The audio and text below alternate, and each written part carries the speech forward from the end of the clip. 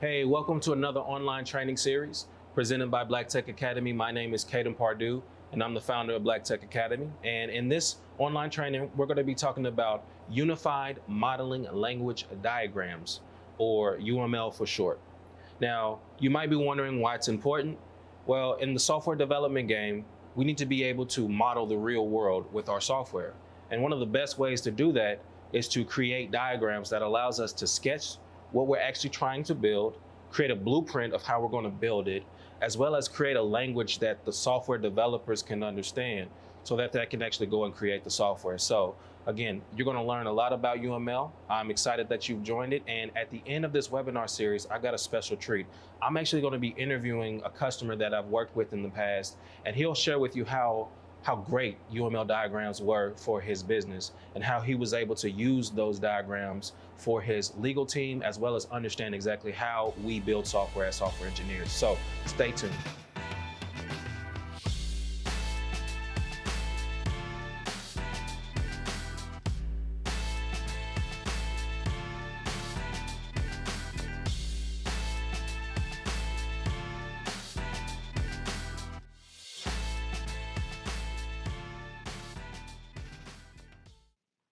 Okay, unified modeling language diagrams. That's what we're talking about today. So before we write any lines of code, we want to make sure that we visualize and conceptualize the software that we're actually building, right? This is a key skill to have in today's marketplace for any organization, whether you're a software engineer or a tester or even a business user or a customer.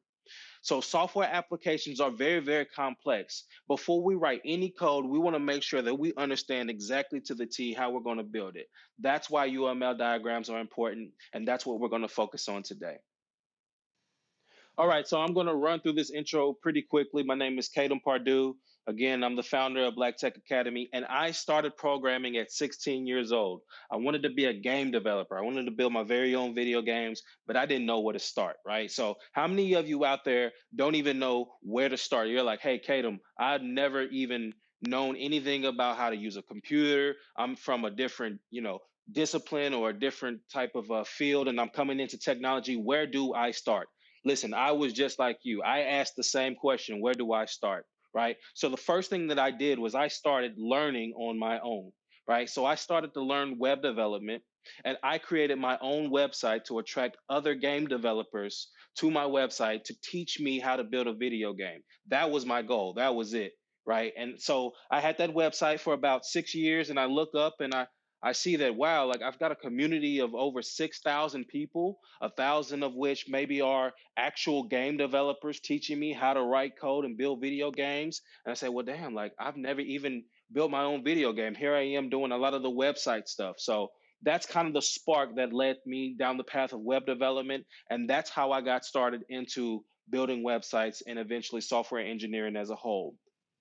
I'm also very passionate about mentoring other people because I was in their shoes at one point. I felt isolated. I felt like my voice wasn't heard at the organization that I was working at. I knew exactly what it was to try to find a job that, you thought you weren't suited for, that whole imposter syndrome thing. Like I get it, right? So I'm doing my part every single day. I'm calling my mentees, I'm emailing them back, I'm video chatting with them every single day. I'm sharing resources because I understand exactly what they're going through. And I'm doing my part because I'm very passionate about that. And as a community, if we all do our part together, we can grow. So, enough about me. Let's jump right on into today's lesson. We're talking about unified modeling language. We're going to talk about what it is, why even use it, and my favorite use case diagrams. These diagrams are great because anybody and everybody can understand them in its most simplistic form. You use stick figure diagrams, but it gets a little bit more complex than that. So, it's easy to understand, they're easy to create, and I'm sure you're going to enjoy this lesson. Now, what is UML? UML is short for Unified Modeling Language, and you create unified modeling language diagrams, right? So it is a specialized type of business process model. Okay, then what is a business process model? We'll get to that in a second, right? So UML uses what's called business process model notation, right? It's a way of how we actually create the diagrams. Business process model notation is generally used for business process models, and UML is a type of business process model, but they're a little bit different. They're a little bit more specialized, and we're going to jump right on into that. So BPM, business process model, versus UML. What's the difference? Business process models really focus on process. That's it. They're graphical illustrations of business processes within an organization. They're usually intended for everyone to understand. And again, they're really focused on the process. You can even use it for software as well, but they're really focused on the business side of things. Whereas for unified modeling language, their general purpose is to create visualizations of how to construct a software application or a software system.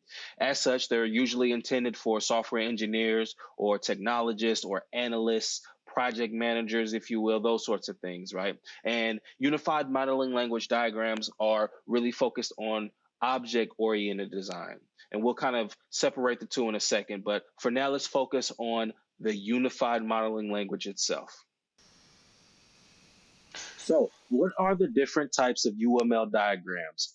There's 14 in total, and we want to break them down into two specific categories: behavioral diagrams and structural diagrams. Both serve a purpose, and each diagram is specific to its own particular category. Each of them have their own specific uses, right?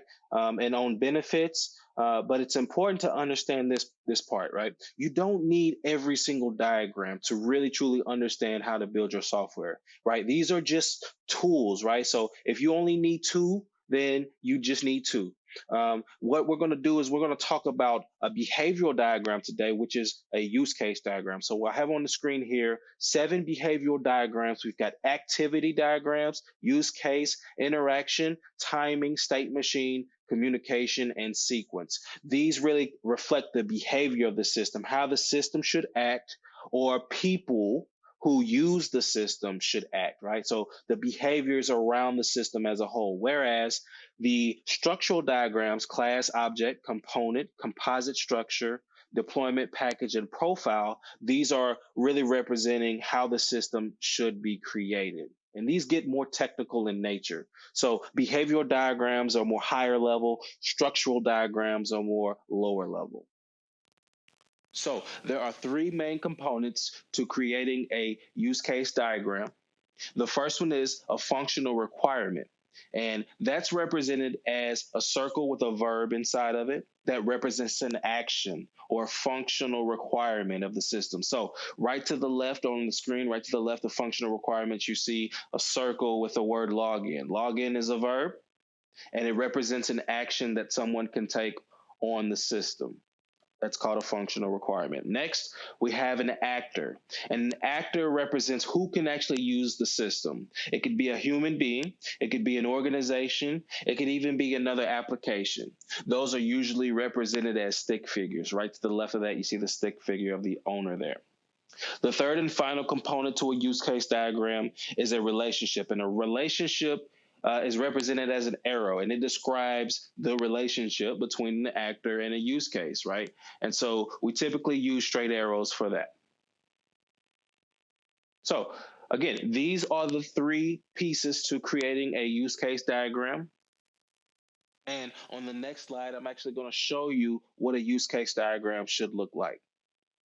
So here we have an example of a use case diagram and a fake system that we'll call the inventory management system.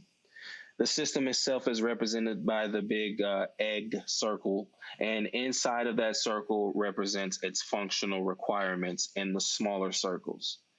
So every action is represented as a verb.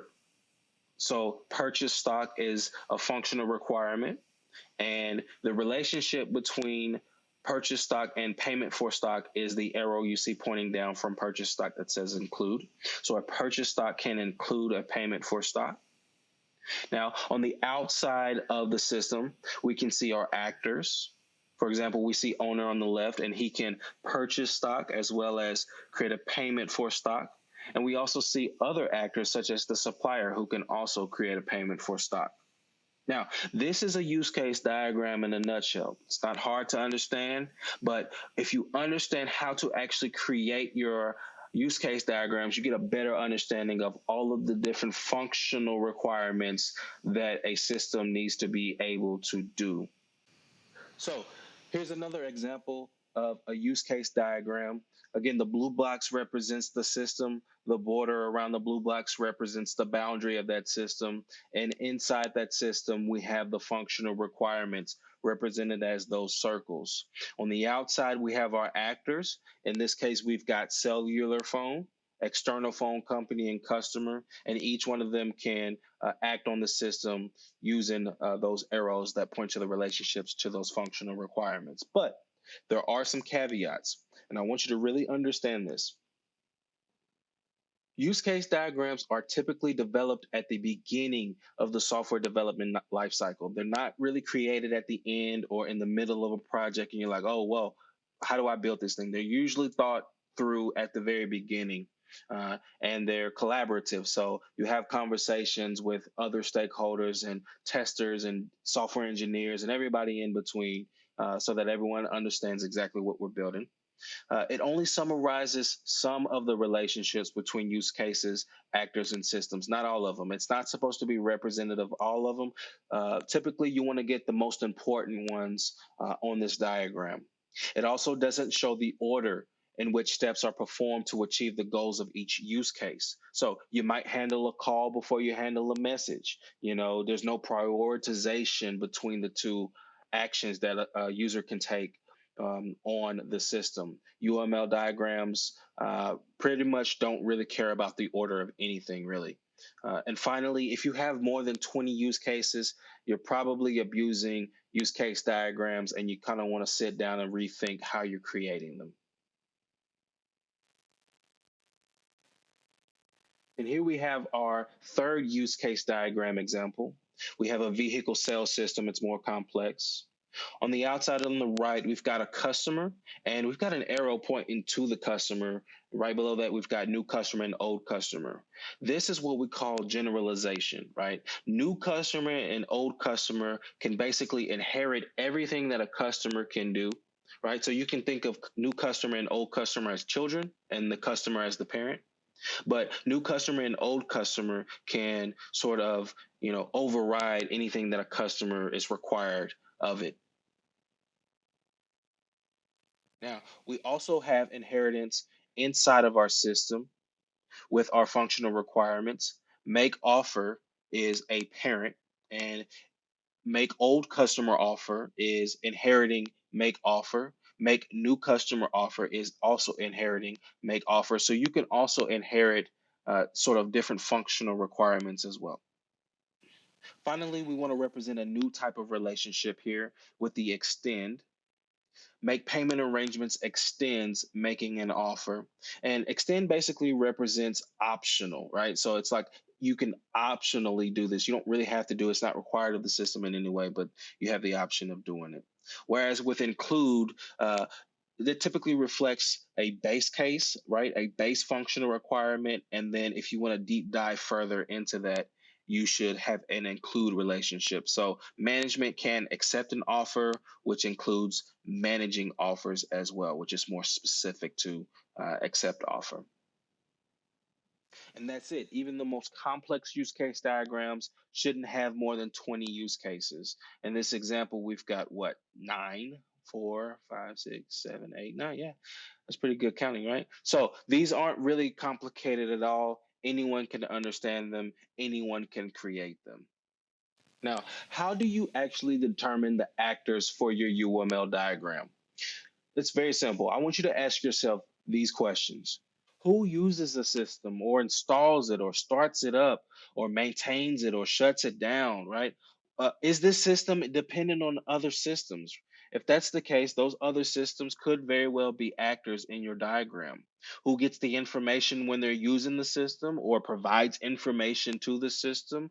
Or does anything else happen automatically while the system is running? These are great questions to ask yourself. And when you do, you'll be able to discover your actors for your UML diagram in no time. And for determining use cases for your use case diagram, you want to ask yourself some of these types of questions. What functions will the actor want from the system? What actors will manage the information? Or does the system even manage any kind of information or data? And if so, what actors create that data or is able to view it or delete that data or even update it for that matter? Does the system notify an actor about changes in its internal state? So a system should always know what state it's in. We're going to talk about state machines on Wednesday's lesson. But for now, if that system does present some external notifications or changes, who should they go to? And if so, what actor informs the system of those events? These are great questions to determine your use cases. So with that, I've wrapped up Monday's lesson on UML diagrams. How many of us have learned something new and are excited and thrilled about it? Just go ahead and put something in the chat box. Let me know you're awake. All right, yeah. Very cool.